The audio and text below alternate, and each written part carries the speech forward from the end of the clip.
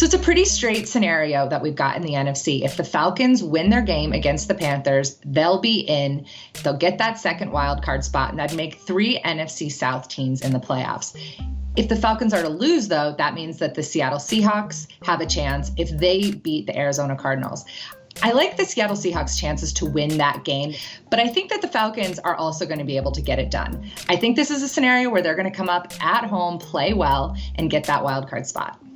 So there's 2 spots still up for grabs in the AFC, and I like the Baltimore Ravens to beat the Cincinnati Bengals to claim one of those spots. The other 2 scenarios are a lot more interesting. The Chargers are trying to play their way in. They can't just beat the Raiders and get in. They're going to need some help. But I think they might get that help from the Tennessee Titans, who have just not played well down the stretch. But the crazy wild card in this wild card scenario is the Jacksonville Jaguars. They've already clinched their division title. They're locked into the 3 seeds. They don't have a lot to play for. They have to go to Tennessee.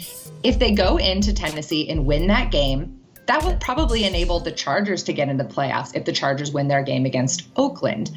And that would set up a Chargers-Jaguars match in the wild card round. That's former head coach Gus Bradley coming back to Jacksonville. Those 2 teams played a really crazy, weird game earlier this year in Jacksonville. I'm not sure if the Jags want that scenario at all, want their first playoff game in 10 years to be against Gus Bradley and the Chargers.